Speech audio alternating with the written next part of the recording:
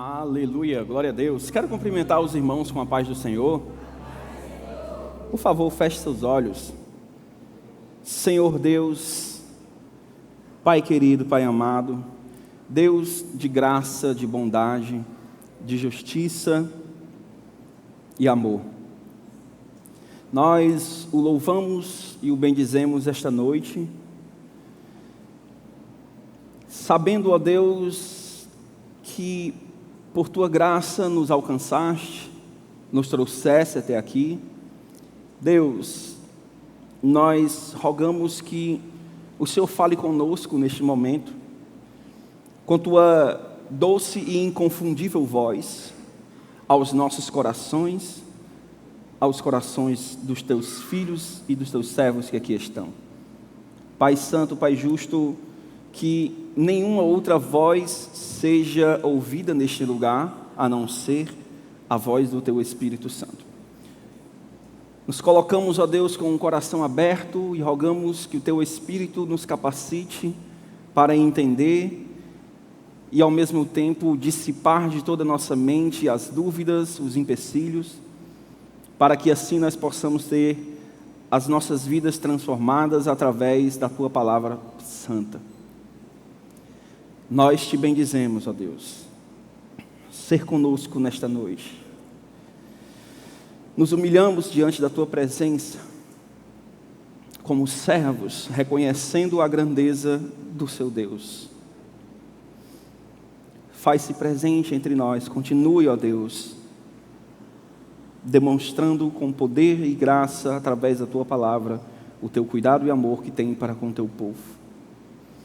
No nome santo de Jesus, amém. Meus queridos, antes de eu começar, eu gostaria de agradecer a oportunidade que me é mais uma vez concedida de poder trazer a palavra de Deus nesta noite. Agradecer ao meu pastor e minha pastora, pastor Teixeira, pastora Edna, pela confiança que nos é dada, aos demais pastores que aqui sempre servem a Deus conosco, e nós rogamos que o Senhor Deus continue falando conosco nesta noite. Amém? Glória a Deus. Meus irmãos, se eu te fazer uma pergunta, as pessoas realmente mudam de verdade? Existe de fato uma mudança? É possível? Se você chegar para uma mulher que passou anos em um casamento abusivo, sendo agredida, e aquele homem disser que foi mudado, que ele é outra pessoa, você aconselharia essa mulher a acreditar?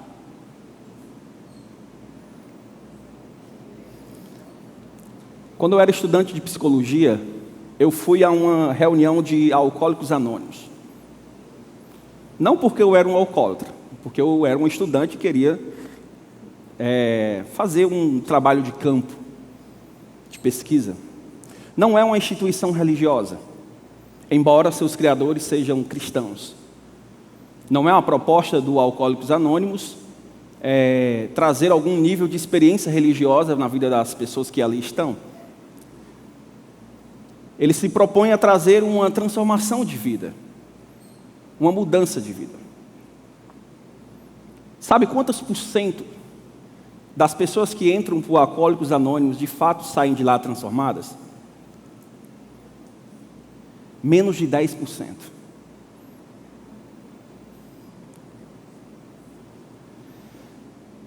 Quantas casas de recuperação para viciados que tentam ajudar existem em nosso meio? E quantas pessoas que entram por uma casa de recuperação conseguem de fato vencerem seus vícios? A nossa igreja, não aqui a Bela Vista, mas a igreja cristã como um todo, está repleta de histórias de pessoas que passaram por aqui e logo foram embora, que entraram com muita alegria, com muita força, com muito afinco, começaram de forma rápida e intensa na igreja, mas logo desapareceu. logo foi embora e voltou para suas vidas de pecados. Vidas de pecados e vida de vícios. E o pior de tudo, há pessoas que estão há muito tempo dentro da igreja e que não apresentam uma transformação de vida que é condizente com o Evangelho de Cristo Jesus. Se existem pessoas que têm uma experiência rápida de fé e logo vão embora, existem também pessoas que estão há anos dentro da igreja. E que a vida da pessoa colocada diante do espelho do Evangelho não é condizente. O apóstolo Paulo, depois de pregar as suas doutrinas, ele sempre dizia: olha, agora, visto que vocês já sabem o que é o Evangelho, então viva em conformidade com isso. E o que há no grande corpo da igreja evangélica brasileira são pessoas que contradizem aquilo que fala.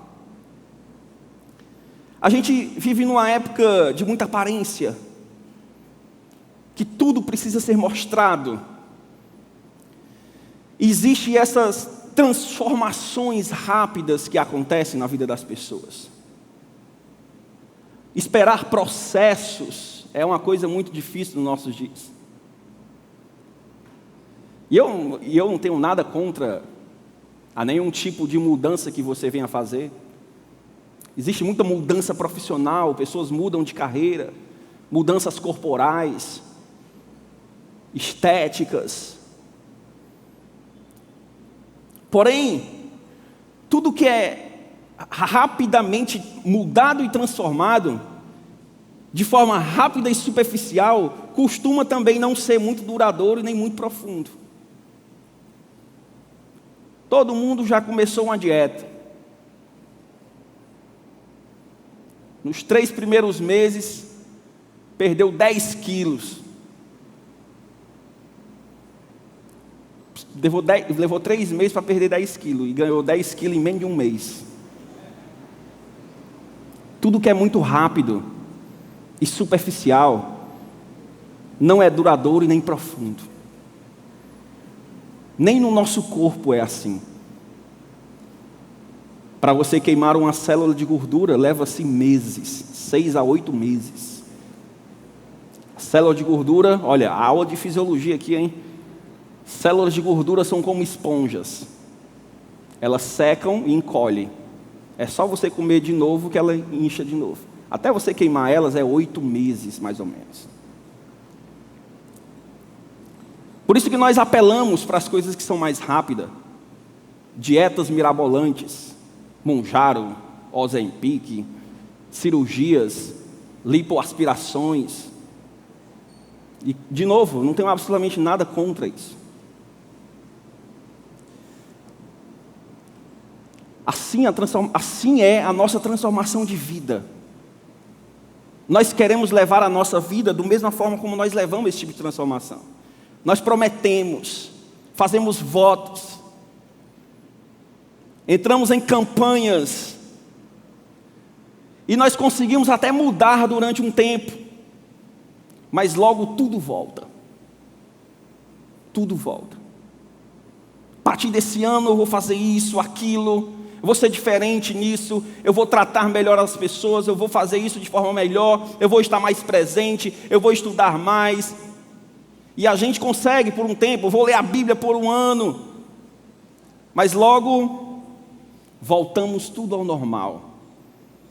E eu lhes faço novamente a pergunta, irmãos: as pessoas realmente mudam?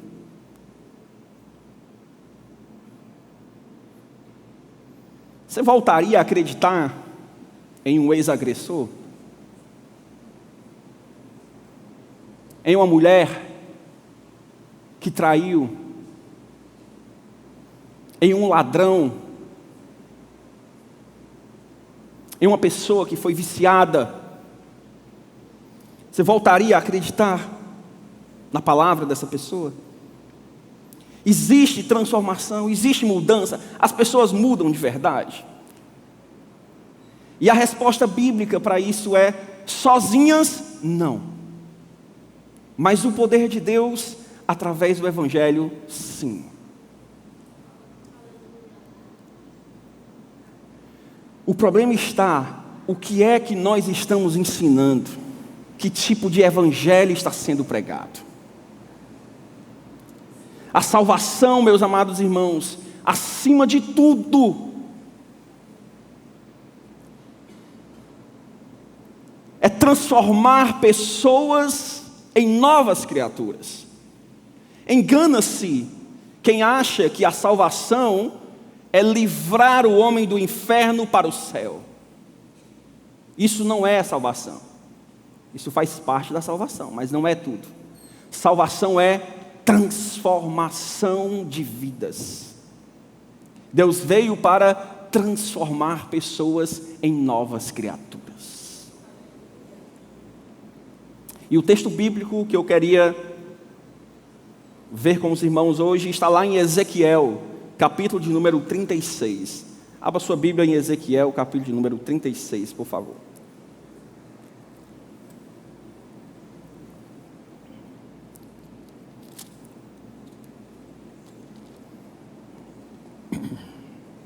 Nós vamos ler a partir do versículo de número 22.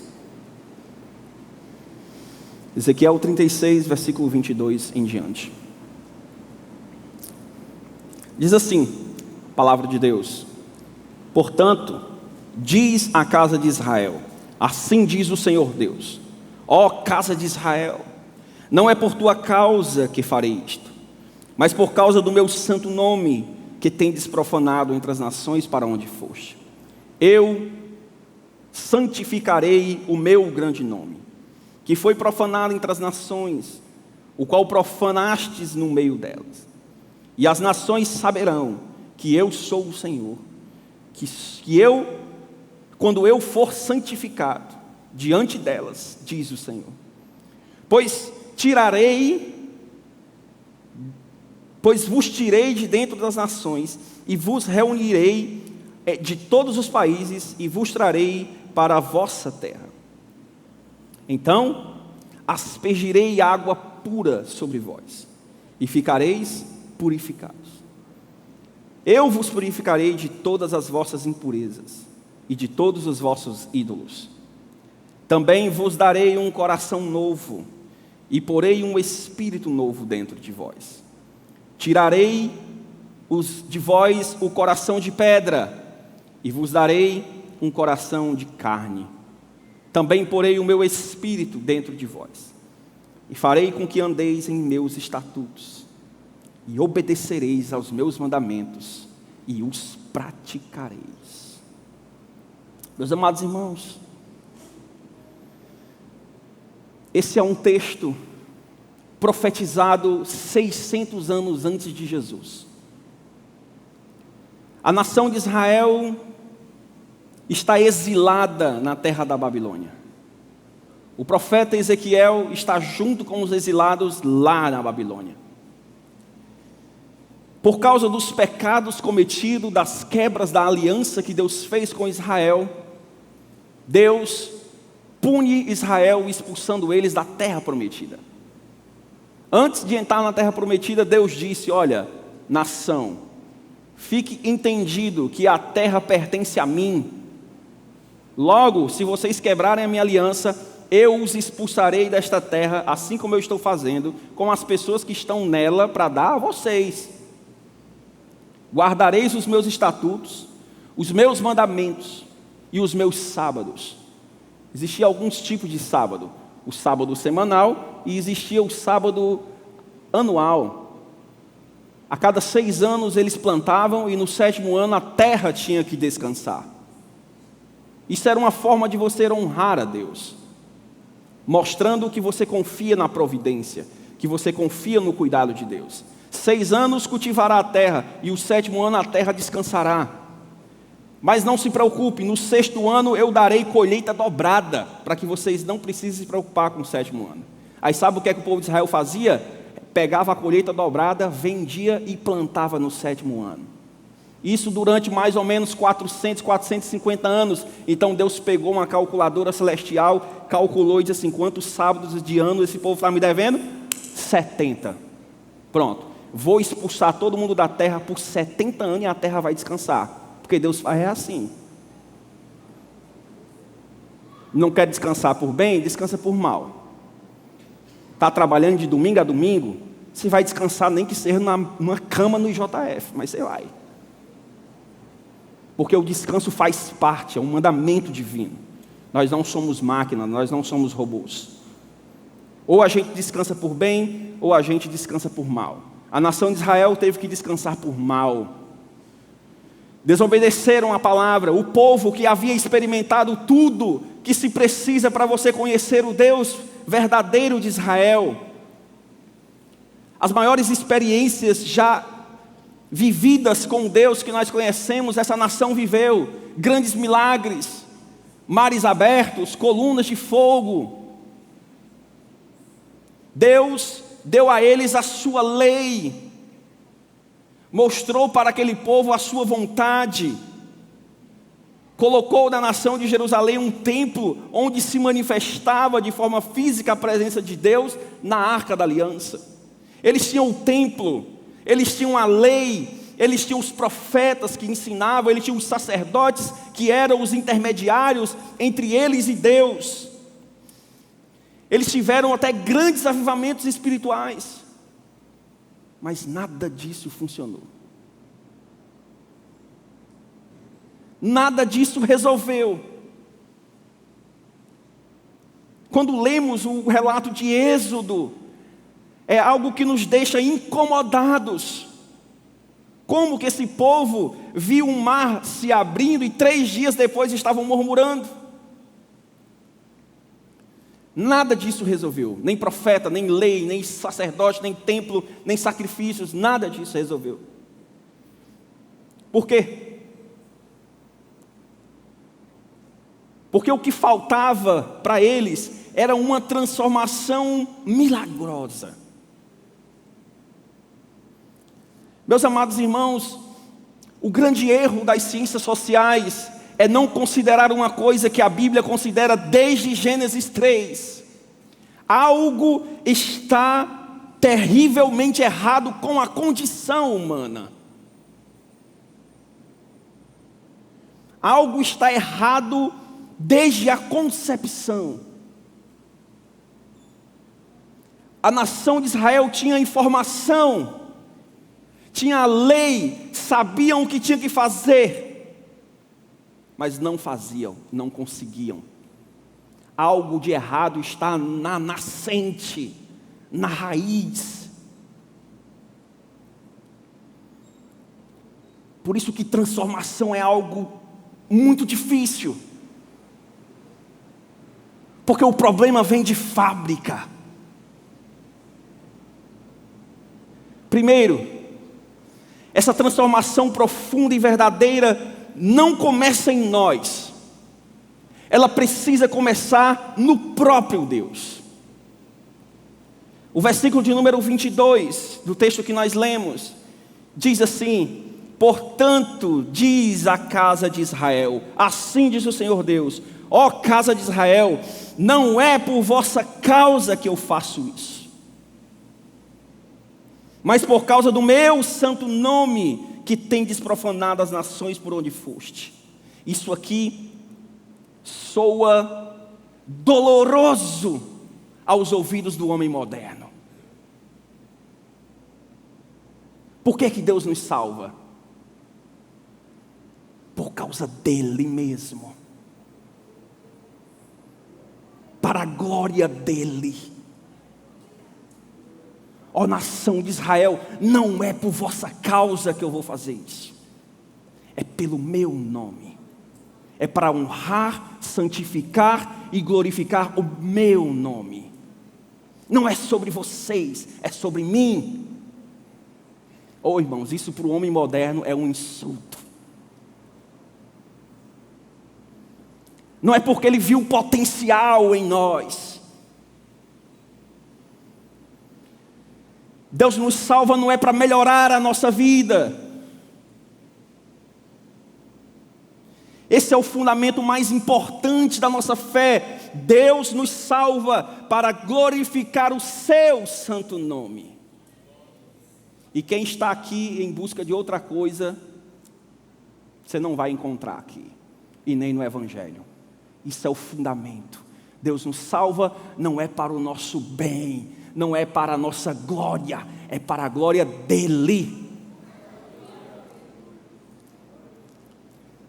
A nossa transformação tem que partir da glória de Deus e não da nossa. Mas, meu irmão, isso é glorioso. Sabe por quê? Porque a nossa transformação não é uma possibilidade distante, ela é uma garantia do próprio Deus. Se Deus vai glorificar o seu nome através da sua transformação, isso significa que Ele vai fazer. Porque é para a glória dEle, não é para mim. Ele garante que isso aconteça. Ele torna isso certo.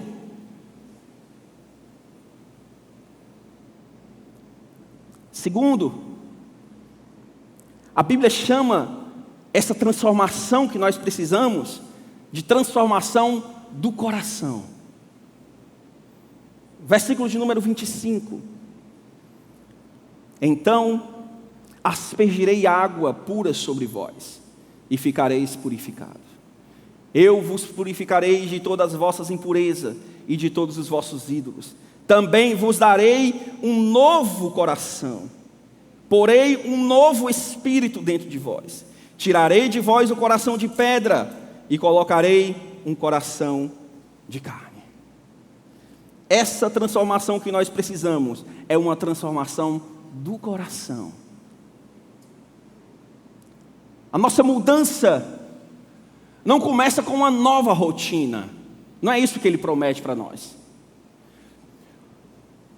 A profecia da nova aliança não promete novas regras. A profecia da nova aliança não promete dicas de como nós vamos controlar o nosso coração ruim. A profecia da nova aliança diz que Ele vai arrancar o coração de pedra e nos dar um novo coração. Não é nova rotina, não é dica, não é coach, mudança de mindset. A nossa mudança começa com o arrancar do nosso coração ruim e colocar-se um novo coração. A solução precisa ser muito mais forte e profunda. Se eu lhes der aqui dicas de como você pode vencer os seus vícios, como um psicólogo, é muito comum as pessoas chegarem para mim: irmão Derek, tu que é psicólogo, me diz isso aqui, como se eu fosse ter todas as respostas para a vida. Como psicólogo, quais são as dicas que você me dá para que eu mude de vida? Aliás, eu te dar um monte de dica. Você não vai conseguir, porque a mudança precisa ser muito mais profunda e mais séria. Quanto mais arraigado está o problema, mais radical tem que ser essa mudança. E o nosso problema é de fábrica. O nosso problema não são periferia. O nosso problema é interior, é de natureza. Não adianta eu transformar o exterior. Por isso que o coração velho precisa ser arrancado e ser colocado um novo coração. Na palavra de Deus, o coração, obviamente, que os irmãos são inteligentes, sabem que não é o órgão que bombeia sangue. Na cultura judaica, o coração, ele fica no centro do corpo. O coração é o centro dos afetos, é o centro dos nossos desejos, é o centro das nossas vontades, das nossas inclinações. O nosso coração diz respeito àquilo que nós amamos, diz respeito àquilo que nos agrada, àquilo que nos atrai, àquilo que gostamos, àquilo que temos vontade de fazer. Isso é o coração. Então ele está dizendo que vai tirar o coração velho e colocar um coração novo. Isso significa, o pecador, ele não peca porque faz escolha errada. O pecador, ele peca porque ele escolhe as coisas que ama. Ele faz escolhas erradas porque ele ama o pecado. O pecador, ele não peca porque ele escolhe as coisas erradas e comete erro. Ele faz isso porque ele ama o pecado. Ele ama aquilo que traz prazer a Ele. Deus não nos dá dicas de como controlar esse coração caído. Ele arranca e coloca um novo. Porque não adianta você saber os mandamentos de Deus e você não amá-los. Você vai saber o que é certo, mas o seu coração não estará lá. Um dia nós estávamos num retiro de jovens aqui da igreja. E alguém convidou uma pessoa para poder participar, que não era daqui da nossa igreja, mas era crente. E o nosso retiro era feito no período do carnaval. E esse retiro, por ocasião, eu era líder de jovens aqui da igreja, e eu organizei esse retiro. E sempre que eu passava próximo dessa moça, ela estava no Instagram, olhando as fotos das amigas no carnaval. Eu lhes pergunto, irmãos, onde estava o coração daquela jovem? Não adianta você saber toda a Bíblia. Não adianta você saber todos os mandamentos. O nosso problema é o nosso coração, é aquilo que nós amamos, é aquilo que nós gostamos, é aquilo que nos faz bem. É sobre isso que significa salvação. Ele vem para tirar os nossos desejos pecaminosos e colocar desejos santos. Isso é tirar o coração de pedra e colocar um coração de carne. As religiões e os métodos de autotransformação buscam controlar o comportamento humano, mas o Evangelho transforma desejo e intenções. É muito diferente um alcoólatra que vai numa AA atrás de controlar o seu comportamento impossível, mas o seu coração ainda está na bebida, e ele vai ter muita dificuldade. Mas quando o homem conhece Cristo Jesus, é mudado os seus desejos, aquilo que ele ama é outra coisa. É sobre isso que é a nova aliança. Ele está dizendo: olha, não adianta só vocês saberem, vocês precisam me amar. Agostinho dizia que o pecado nada mais é do que um amor desvirtuado. Nós amamos o Senhor e o ímpio ama o pecado. Tudo é amor. O que nós fazemos com amor, nós fazemos com mais dedicação. Terceiro, a verdadeira transformação produz uma nova forma de viver. Não é uma forma melhor, não é uma forma melhorada, é uma nova forma de viver. Olha o que é que diz o versículo de número 27. Também porei o meu espírito dentro de vós, e farei com que andeis em meus estatutos. Eu farei com que andeis nos meus estatutos. E obedecereis os meus mandamentos, e os praticarei. Vocês percebem que não é uma sugestão? Vocês percebem que Deus não está dando uma sugestão? Olha, obedeçam os meus mandamentos. Olha, façam aquilo que eu estou mandando. Não. Eu farei com que andeis em meus estatutos e obedecereis os meus mandamentos.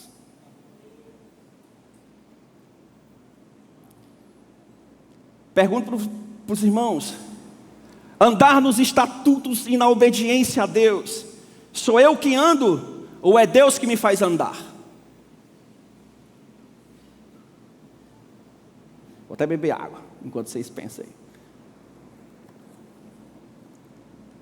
Andareis em meus mandamentos e obedecereis os meus estatutos. Sou eu que ando ou é Deus que me faz andar? Resposta: eu ando e Ele me faz andar.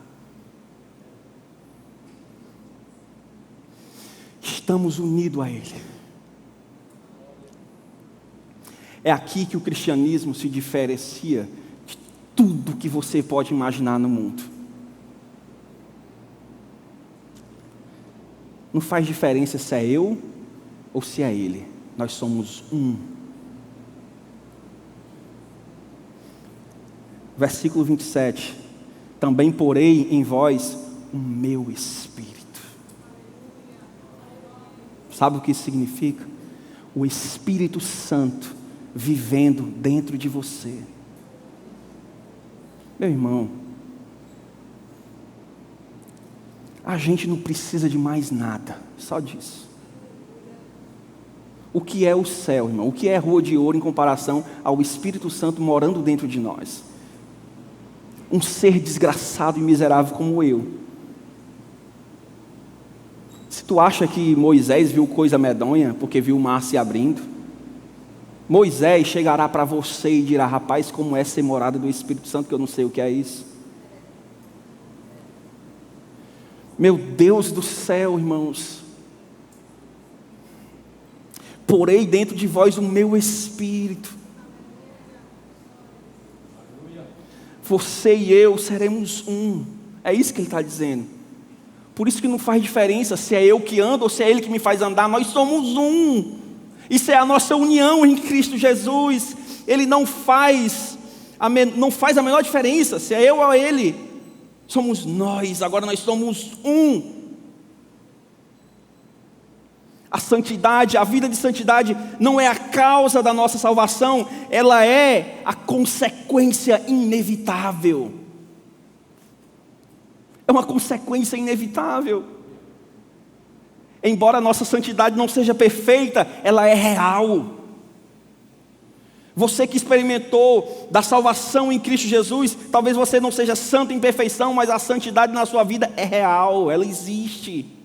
Ela é progressiva, ela vai melhorando com o passar do tempo. Por que isso pode acontecer? Porque você nasceu de novo. O problema do ser humano é de fábrica, é de natureza, é de geração. Nós fomos gerados em pecado me concebeu a minha mãe. Nossos maravilhosos pais, Adão e Eva, legaram para nós uma natureza caída. Nenhum de nós passará por essa terra sem cometer um pecado. Por quê? Porque nossa natureza pecaminosa é assim. Somos incapazes de viver uma vida perfeita em santidade. Por isso que a transformação só pode acontecer quando você nasce de novo. Porque se o mal veio com o nascimento, a nova natureza também vem com um novo nascimento. O nosso problema era tão desgraçado que não dava para consertar, tinha que nascer de novo. Às vezes a gente vai bater uma foto, eu digo assim, né, olha, me deixa bonito aí. Aí a pessoa diz, não, só se nascer de novo. O que é que a pessoa está querendo dizer? Rapaz, não tem conserto. Como que o ser humano poderá ser salvo? Não tem conserto, tem que nascer de novo. É isso que significa: porei um novo coração e porei sobre vós o meu espírito dentro de vós. Um novo nascimento, irmãos. Agora, não elimina o pecado que existe dentro de nós. Essa é a grande questão. O fato de você nascer de novo não significa que você não cometerá mais pecado. Significa que você tem duas naturezas. Só que o pecado não reina mais sobre você. Não domina mais sobre você. Existe uma luta interna. Existe uma resistência. Antes você pecava e se justificava ou nem se justificava. Hoje existe uma resistência. O fato de você querer ser mais santo me diz que você tem uma nova natureza. Esse novo coração de carne já está pulsando dentro de você. E esse novo coração, ele almeja pela santidade, porque ele vem de um novo nascimento. Por fim, a nossa salvação e transformação sempre glorifica a Deus. Nós voltamos para o começo, pois Deus revela e nos coloca em nosso devido lugar. Irmão, não se ofenda com isso. Isso aqui é o Evangelho de Jesus Cristo. Se você não partir disso aqui, da verdade bíblica, você vai viver uma vida espiritual falsa. A nossa salvação, ela glorifica a Deus. E Deus revela através do seu Evangelho o nosso lugar. Versículo de número 31. Então vos lembrarei dos vossos maus atos que vocês fizeram.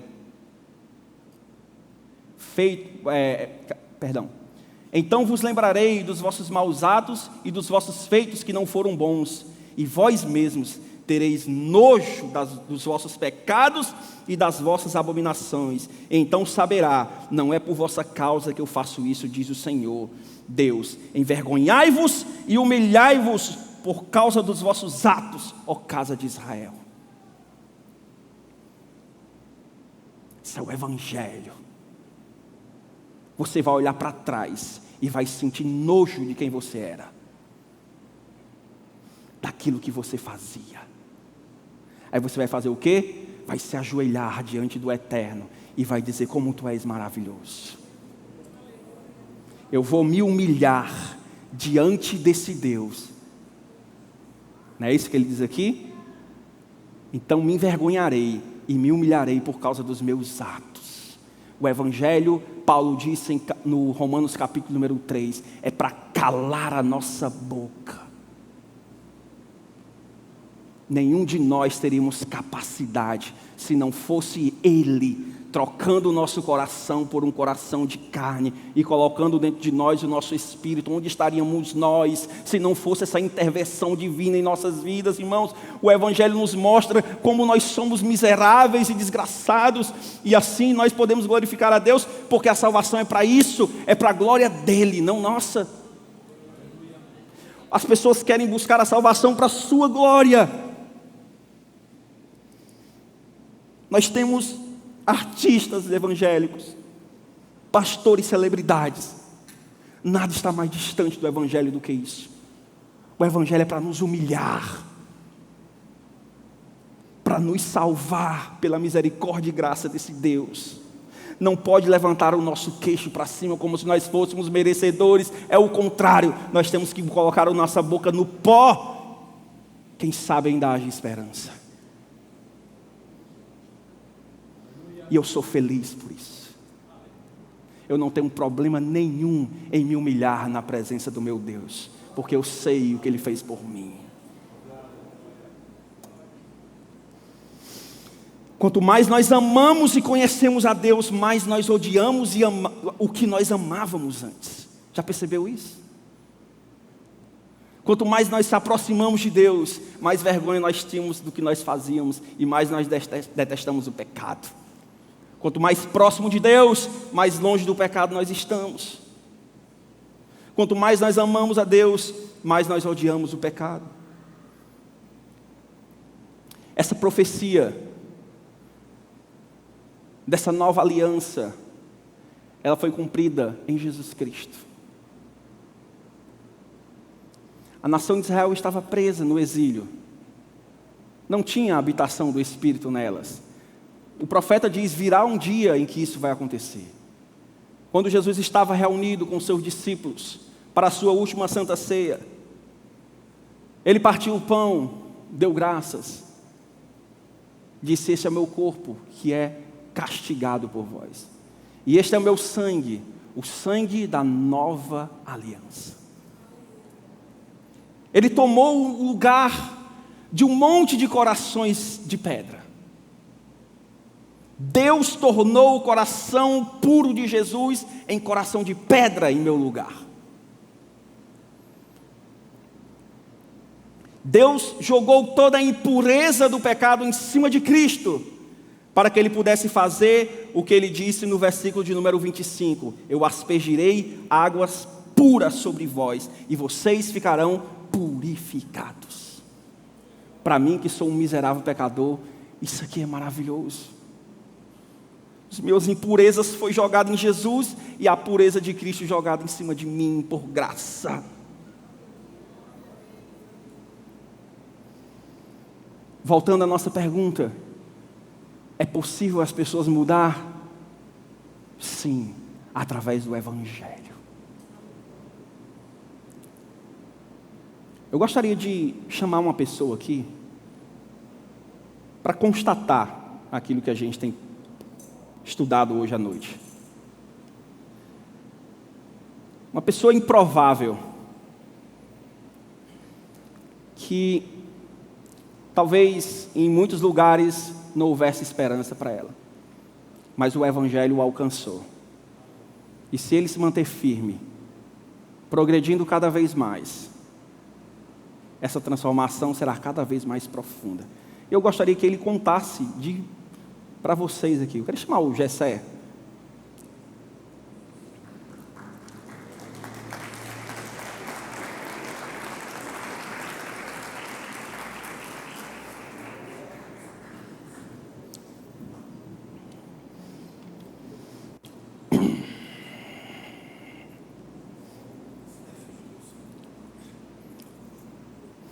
Ele está muito nervoso, mas eu vou ficar do lado dele aqui e vai dar tudo certo. Ele prometeu que ficar do meu lado, aí vai dar certo. Pode, Senhor, os irmãos. Se o tecladista estivesse aqui para me deixar mais calmo, ia ficar legal. Tá vendo, vai vendo. Eu preparei, eu tinha prometido para o pastor Pedro que daria meu testemunho, né? Enrolei ele mais de um ano. E eu havia preparado o meu testemunho para fazer ele junto com uma aprovação em uma prova que eu estava estudando bastante, né? No mês passado, eu passei na primeira fase da OAB, aí eu cheguei aqui bem empolgada, e fui aqui por trás, né? E aí entreguei para o pastor Derek a prova. Aí passei, ele comemorou comigo e tal. E aí eu pedi até afastamento do coral para poder estudar mais, porque eu trabalho o dia todo. E aí estudei muito para a segunda fase. E eu estava muito certo de que iria passar devido o tanto que eu havia me dedicado. E aí eu pensei, vou dar meu testemunho no dia da minha aprovação. E eu estava certo. E profetizei, vou passar em nome de Jesus. Mas nossos planos são diferentes dos planos do Senhor, né? E chegou o dia de ver o resultado preliminar, dia 14, e eu fui trabalhar, né, nesse dia, fiquei o dia todo na ansiedade, abrindo o resultado, e nada de sair, o final, terminando o dia e nada de sair o resultado preliminar, e F5, atualizando e nada. E aí quando foi chegando no final da tarde, saiu o resultado, e por 0,3 décimos eu não passei. E aí eu olhei para a minha prova, respirei, me veio uma crise de ansiedade, e eu baixei a cabeça no meu trabalho e fechei os olhos e orei ao Senhor. E diferente de todas as outras vezes na minha vida, eu não xinguei, não falei um palavrão, não birrei, não tive raiva, não chorei, né? Não pensei, não culpei ninguém. Eu senti uma imensa gratidão e eu não soube explicar aquilo. Voltei para casa, eu tenho uma pessoa que é muito próxima a mim, que é uma grande amiga, uma pessoa maravilhosa que Deus colocou no meu caminho. Eu digo hoje que é a melhor amiga que eu tenho, que é a irmã Dulce, que é alguém que sabe toda a minha vida, é a primeira pessoa para quem eu liguei e contei para ela, né, que eu não estava sentindo tristeza com aquilo. E no outro dia era o dia do culto de oração, e eu vim para a igreja, e uma pregação do nosso amado irmão, pai da irmã Ananda, aquela pregação me tocou bastante e falava sobre a nossa vaidade. E aí eu comecei a observar o que eu estava preparando não era sobre mim. Eu estava preparando uma pregação, aliás, um testemunho que falasse sobre mim, sobre as minhas aprovações, sobre os meus ganhos, sobre as minhas conquistas, né? E aquela pregação, quando eu comecei a observar, calma aí, o que é que eu quero realmente falar? Eu queria falar sobre mim, e não é sobre mim, não é sobre nós, é sobre Jesus. E aí foi quando eu comecei a entender que era a minha vaidade que estava falando. E eu senti o desejo de dar o meu testemunho no culto de oração. E pedi para o pastor Derek, eu posso dar meu testemunho hoje? E o Derek, tu só tem tantos minutos. E aí eu tive que resumir. E é o seguinte, eu não passei na OAB. Mas hoje é dia 19, não é isso? Mas há um ano um mês e exatamente 13 dias atrás, eu estava dando entrada em um hospital psiquiátrico com um surto psicótico, depois de ter tido um começo de overdose por cocaína.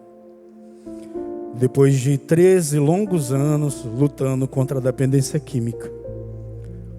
E é muito difícil falar sobre isso para mim ainda. É muito doloroso. Porque eu perdi tudo na minha vida.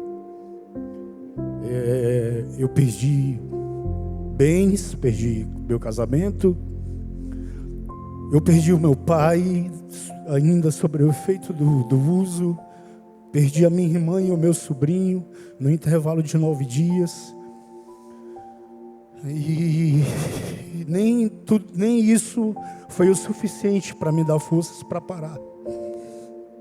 E eu busquei internações voluntariamente e não conseguia parar, até chegar a um limite de ser internado em um hospital psiquiátrico sem nenhuma esperança. Sem nenhuma esperança. E naquele hospital psiquiátrico, depois de alguns dias internado, eu tomei coragem, dobrei meus joelhos e orei na beira da cama, busquei o restante de forças que eu tinha e pedi ao Senhor mais uma chance. E pedi ao Senhor do fundo do meu coração que se Ele me desse mais uma oportunidade, eu tentaria fazer diferente. Eu pedi: Senhor, eu sei que eu não mereço, mas se o Senhor me der mais uma oportunidade, eu não quero que o Senhor me restitua nada do que eu perdi. Eu só quero que o Senhor me dê uma oportunidade para eu, daqui para frente. E eu fiquei internado durante quase um mês. Quando chegou o período da alta, a médica me chamou com assistente social e perguntou se eu tinha para onde ir. E eu, que há algum tempo atrás era professor de música, fui professor, trabalhei em um fórum, tinha casa, tinha carro, tinha moto, não tinha mais nada. E eu estava em situação de rua. E ela disse, e nem podia voltar para o local onde eu morava. Acho que os irmãos entendem por quê, e eu não posso falar. E ela disse, nós temos uma opção para você. Tem um abrigo para homens em situação de rua. E aquilo doeu no meu peito. E eu não tinha outra opção, eu aceitei. Foi o que o Senhor tinha para mim. E eu aceitei aquela opção. E eu encarei e fui para esse abrigo. No primeiro dia foi um choque para mim, porque eu nunca tive naquela situação. Mas eu entendi que o Senhor não queria me humilhar. Quando eu cheguei lá, vi pessoas que estavam na mesma situação que eu. E ali, naquele abrigo que é próximo aqui dessa igreja, no primeiro dia que eu cheguei, eu tomei a decisão de que eu queria congregar em algum canto e sair procurando por aqui. Comecei a andar e ia passando na praça, vi essa igreja. Entrei, me sentei naquele cantinho e um irmão de óculos, um magrinho, o irmão Alan, olhou para mim, tá a primeira vez aqui, e me passou, pediu o meu WhatsApp, me passou o número, aliás, me passou a agenda da igreja e comecei a frequentar. E os meus dias no abrigo com pessoas, moradores de rua, eu entendi que o Senhor queria mostrar para mim tudo o que eu era, todas as minhas versões: o mentiroso, o mau caráter, aquele que pegava dinheiro emprestado e não devolvia, aquele que mentia para as pessoas para conseguir dinheiro para usar droga, o agressivo, o irado e tudo mais de ruim quando se pode imaginar. E eu me envergonhava de tudo aquilo quando eu via aquelas outras pessoas fazendo. E o Senhor me tocou para fazer alguma coisa em relação àquilo. E eu comecei a buscar mais na igreja e comecei a levar para lá o que eu aprendi aqui. E comecei a trazer pessoas de lá para cá. E aí chegou um período que eu estava trazendo em torno de umas 12 homens. E foi criado um grupo aqui, né? Com o pastor Berg. Foi criado um grupo separado só para evangelizar esses homens. E aí, esse grupo, a gente começou a fazer também atividades físicas. E abrimos um grupo de oração lá dentro. Os irmãos começaram a juntar tênis, roupas. E aí a gente começou a evangelizar lá dentro. Mas eu comecei a sofrer perseguições. E com algum tempo, eu tive que sair por conta dessas perseguições. Mas com o Senhor abriu as portas, passei em um processo seletivo para residente jurídico da Defensoria Pública e comecei a trabalhar, aluguei o apartamento, comecei a comprar as minhas coisas novamente e o Senhor tocou no meu coração para sanar as dívidas do meu passado. E eu comecei a buscar as pessoas a quem eu devia voluntariamente. Liguei para minha mãe, disse: mãe, eu quero pagar tudo quem eu devo, todas as pessoas. E comecei a fazer isso. E eu estou tentando resumir porque é uma história bem longa, eu estou tentando ser breve. E consegui sanar as dívidas, ainda tem algumas, mas eu estou no projeto, estou no caminho. Estou na minha casa hoje, comprando, recuperando as minhas coisas. E acabei de passar em outro processo seletivo, o Tribunal de Justiça para residência também. Para resumir a história, o irmão pode mostrar, pode colocar as fotos que eu mostrei, que eu pedi. Esse foi o dia que eu entrei, que eu estava chegando na UPA. Esse foi o estado em que eu cheguei. Teve outra foto que ele não quis colocar porque é uma imagem muito pesada. E depois disso, essas são as amizades boas que eu consegui aqui na igreja, que o Senhor me abençoou. E o que o Senhor fez na minha vida e está fazendo mais e mais. Então,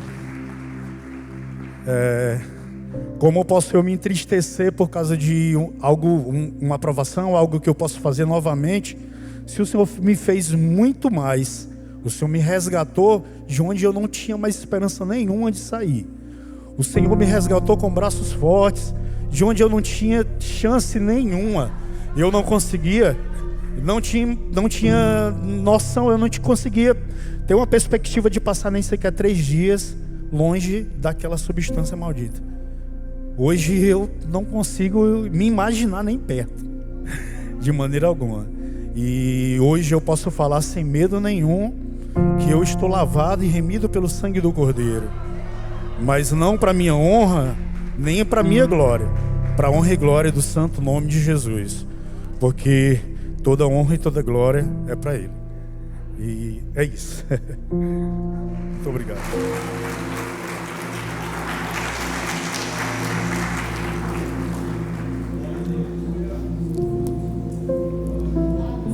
Vamos ficar de pé, irmãos?